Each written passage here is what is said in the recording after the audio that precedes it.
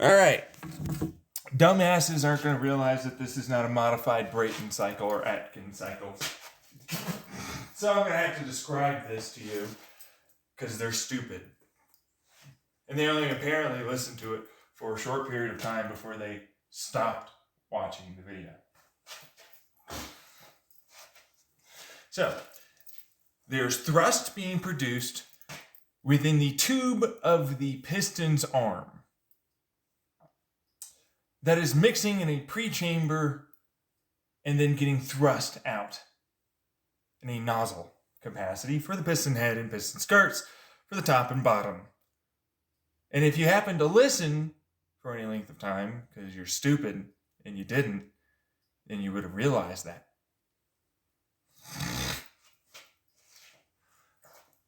Stupid idiot. My grandpa was like, no, you need to swear less. And I'm like, okay, sure. But when someone's that aggressively shit at listening for any length of time, and they already believe that they know what's up, and it's like an hour-long video, and it's like we're describing actually pretty significant concepts to some people that wouldn't even understand what it is I'm talking about in a relatively short period of time. It's just like, now it's an Atkins. There's a turbine that recirculates air and thrust back into intake. Now it's actually just a fluidic flywheel, but then now it's actually a pressure vessel that I slowly let out. It's a Lemke cycle. You're stupid. You should have listened. I get it. Shut up. But I've been thinking about another type of engine, being honest. Because it's like, well, if I can rotate and then have a piston assembly, basically do a monkey's paw kind of design, where the wrist pin kind of, unconnects. So it's like, you got like the monkey arm, where they connect, but then like that then rotates and it does like that little S on its wrist pin, and then it opens it up. Compression, expansion, and then I still have the thrust for like the rest of the piston cylinder, area is like all of this, kind of increased compressed air, and then I still have the arm that it's on adding fuel, and then I can add in fuel in the air together in a pre-mixing chamber that continuously burns. And then it's like, then it'll do it again, then it'll do it again, then it'll do it again, then it'll do it again, then it'll do it again. It's like, that would be a better design. More thrust, more power, not much more efficiency. It's the reason why I have the problem with that design. Especially since it's top and bottom doing that. It's just not the Atkins cycles. It's not the Brayton cycle. It's not any of those cycles, actually. No, it's not. It's not the Otto cycle either, because there's no up and down piston movement. It is a rotational piston movement with thrust, which is compression and ignition, and thrust, which moves it, and expansion, compression, expansion, and then continuous burning of air and fuel, then compression and ignition and expansion and continuous burning of air and fuel, which is a Lemke cycle. That's the difference. Not that stupid people would know. Then it's like, right, but then I'm just going to add in that heat into a degree of basically a pressure vessel. It's like, I'm just going to shove it into the turbine, but it's like, is it really a turbine? It's like, it's a turbine. It's basic, it's a turbine. Might as well call it a turbine. It's what it is, it's a turbine.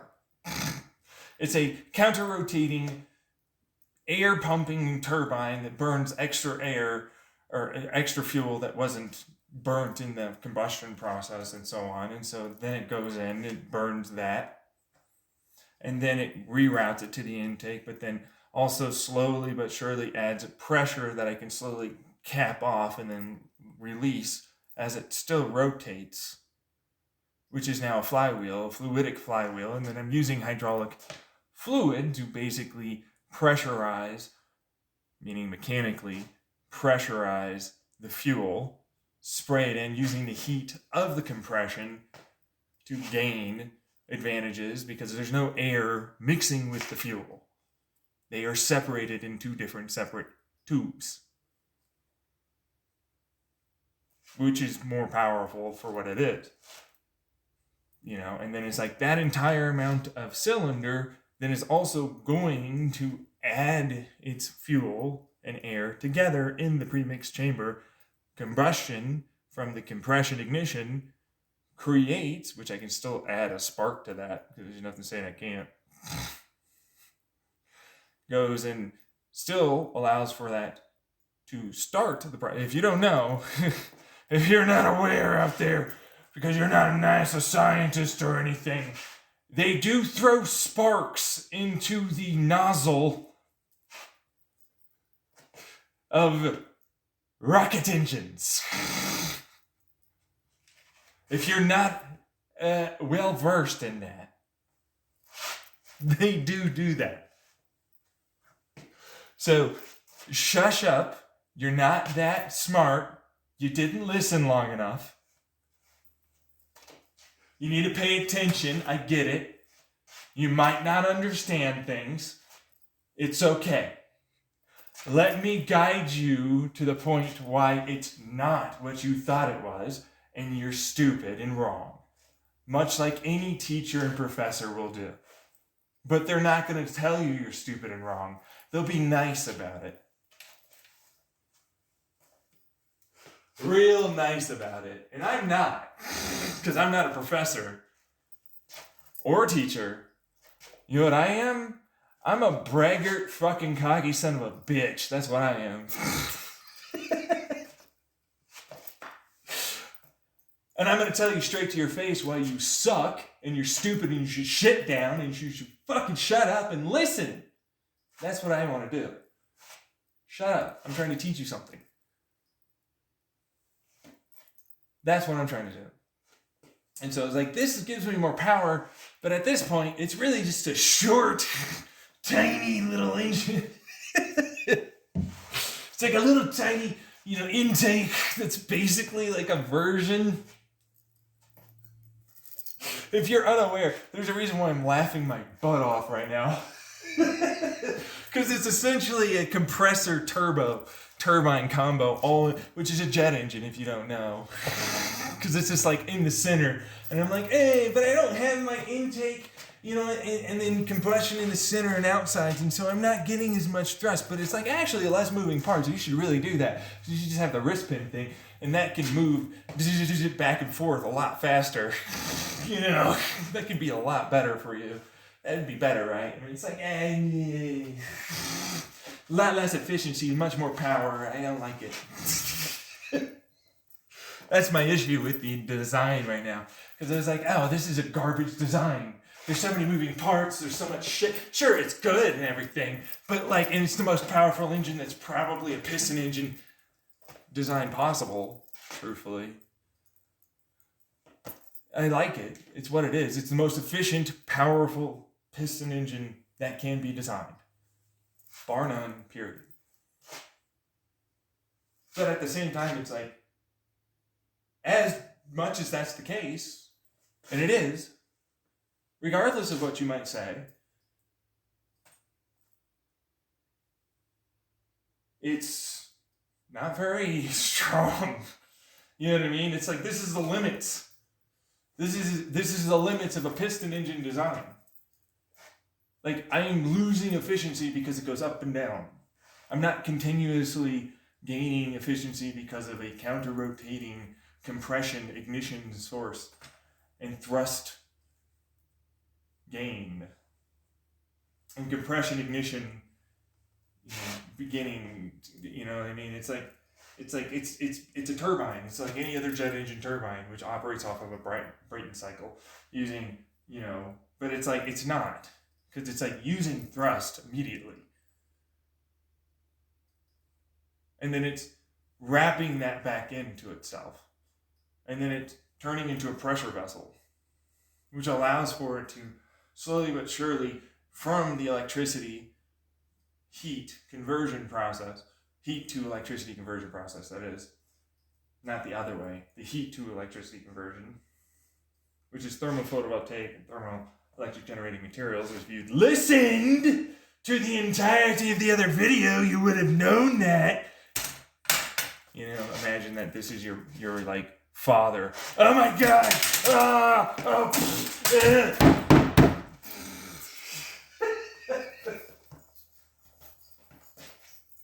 I can't believe you didn't do. What are you, stupid? You know, it's like that's basically what they do. They're garbage shitwads. Those abusive cunts. But like, I'm not trying to do that. You know, I'm trying to make it a joke. Because it's like, sorry I triggered you. But you need to shut up. You need to shut up. You do. You need to shut the fuck up.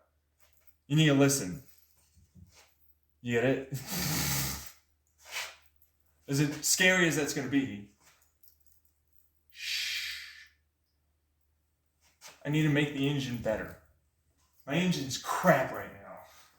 My piston engine's garbage as fuck. Hyper complex as all get out for me. Like, it's like, oh, you know these valves here? How are those working? I'm like, well, because of the Stirling engine thing, as it shifts up and down in the cylinder. If you'd listened to that, then you'd realize, like, that's the part as it exhausts, it opens up and closes, two of them.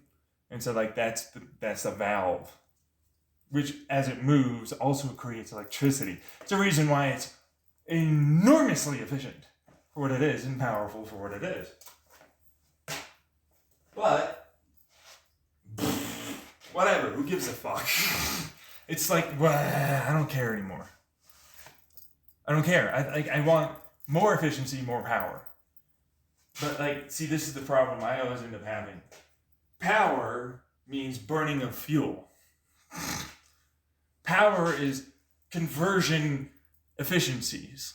See, conversion efficiencies are garbage. I hate that. I worked so hard to learn how to make an efficient garbage design. I was like, what are we doing here? These are inefficient designs. We're just capturing what's being done in an efficient-ish manner.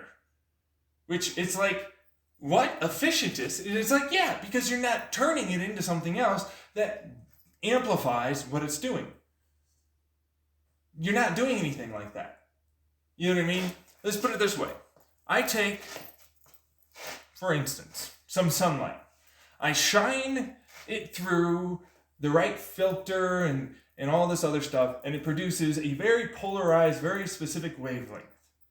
And it's like, all right, so now I'm going to add in a laser. But I'm not just doing it. It's the right pulse, the right frequency. I get what is essentially a amplification, amplitude, frequency benefit to the laser because I added it in because it was already there, and so I can use it. And so for less energy, I'm able to gain more out of it. So a handheld laser, if I design the attachment right, design it right, I can basically melt shit as I move it around. I just got to do it right. Because there's already energy there. And that pisses me off because it's like, why would I give a shit about kinetic energy? Kinetic energy is all around us. And I already have a design for this other electroplate thing where it converts electrons at like an E equals MC square, 82% degree of efficiency. Which this one's just a circuit, kind of like a capacitor with a laser grid array, which effectively, as an electron tries to pass over to this other plate, it can't actually go to it because it bounces off, kind of like a synapse. You got this bound gap, this boundary gap. But it's like when it goes through, as it rotates, it allows for it to sneak on through. And effectively, this ginormous loop of a circuit, which is pouring all this freaking electron juice right into this little tiny other side. Okay? It's like, and that's what it's for. It's meant to be doing that. And so as it moves from the side of because it's like, the lasers are going to do something here. Pay attention. And it's like, no. The lasers aren't doing anything. They're valves. The lasers are valves. That's all I want them for. What I want is the kinetic energy potential transferred into breaking down an electron into quarks that are kinetic quarks. But not just any regular quarks. I need to also make the correct field arrangement with the material on the other side that manages to break it into a series of the constituent makeups of quarks that basically convert, instead of heat kinetic energy, just straight up momentum. Just lots and lots of electrons that flow over, convert, and then just yank something real fast, real hard, like an electric motor does, except I don't use fields. I use electron converting, breaking down into kinetic motion, and an extraordinarily high degree of efficiency in power as a result. And I was like, well, there's nothing saying I can't use that. I have like lots of electricity. I've got this relatively efficient engine. It's rotating. I have electricity there. I can use that. I can use this. I can use that. There's nothing saying I can't use that. There's nothing saying I can't use that. There's nothing saying I can't use it. So it's like, all right, so how is it that if I can break down an electron, because that's all I'm creating, as it moves, as the combustion and then thrust, the two bang, bang goes to bang, bang, bang, bang, bang, bang, bang. That gives me consistent electrical generation, especially with the heat that's involved and the intake that's involved and everything else that's going on. Because thermophotovoltaics are now at 40% efficiency, even though before they weren't, but you have to get pretty high heats to do it, but it's within the realm of hydrogen. And then, same thing with rotation, inertia. Both are counter-rotating. Both give me electricity.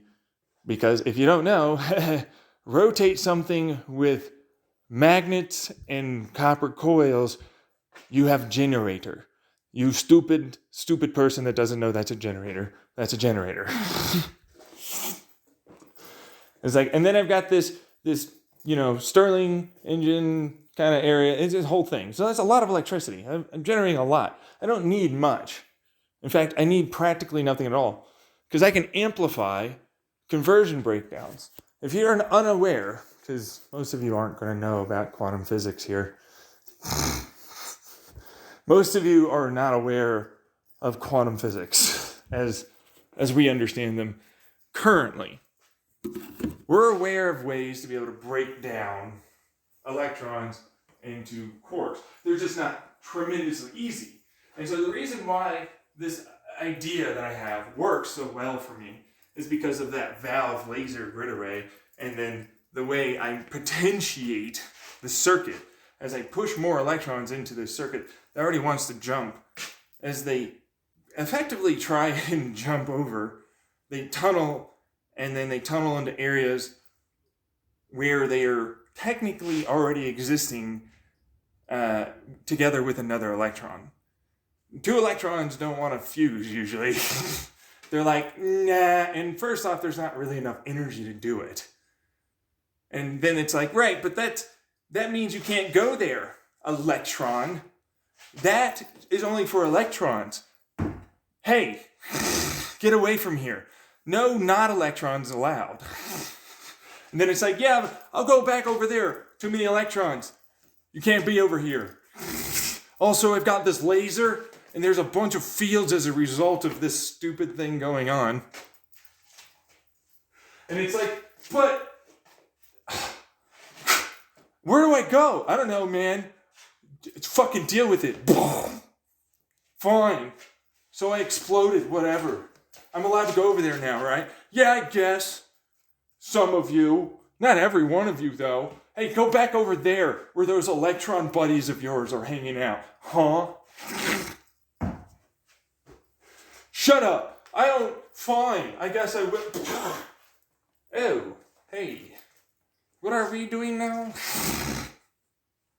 Well, this thing says it can receive this type of energy. Are you going to be that type of energy for me? Which is just kinetic energy, if we're being honest. You know? And it's like, well, yeah, I suppose, I guess, fine, sure. You know, the harumph fucking meme and everything. And then it's like, all of a sudden now I have a ginormous amount of kinetic momentum potential gained for a very small amount of electrons used. The setup is amazingly problematic, if I'm being honest. I don't want to get too fucking terrible with the details, because like that becomes its own fucking 5-hour probably long video, and you didn't even listen past the 43 or something second on my other video.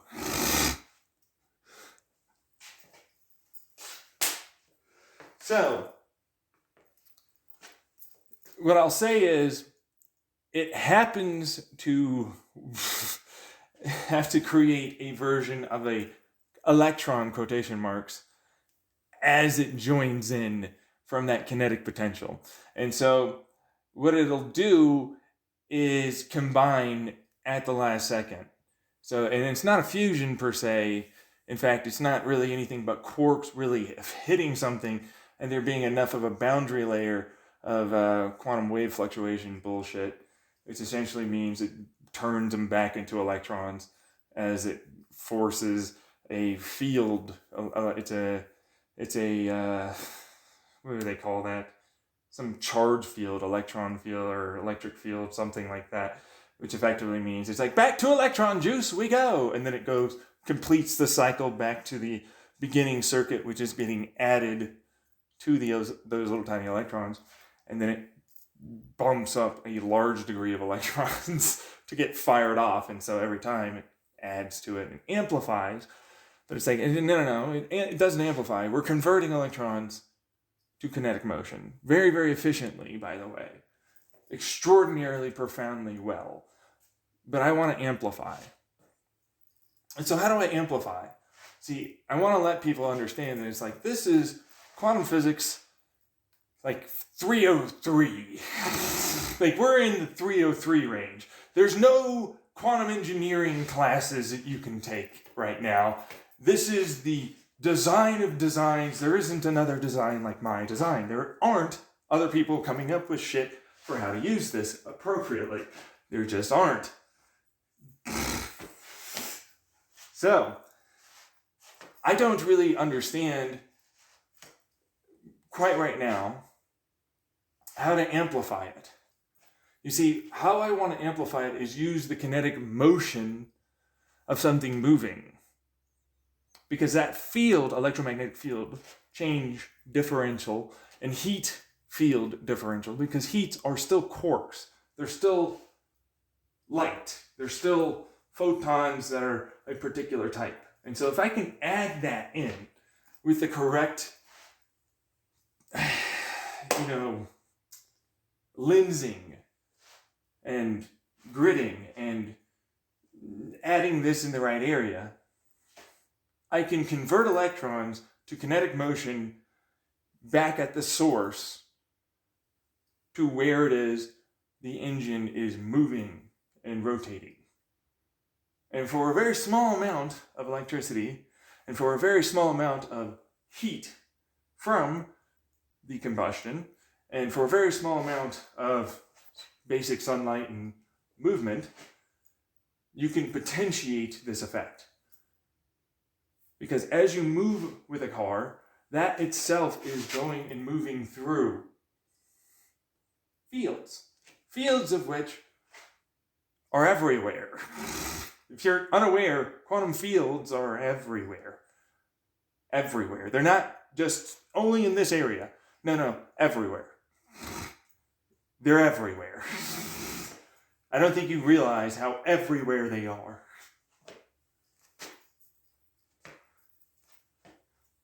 And so, as you move, you gain potential. And see, that little gap potential gains more efficiency. Because for its relative perspective, there's a change in distance, velocity, potential movement, energy, and overall the amount of distance that electron has to play around with converting itself and building a larger battery, effectively, of kinetic motion. Potential back into the rotational effect of the engine, which is a quantum engine Lemke cycle.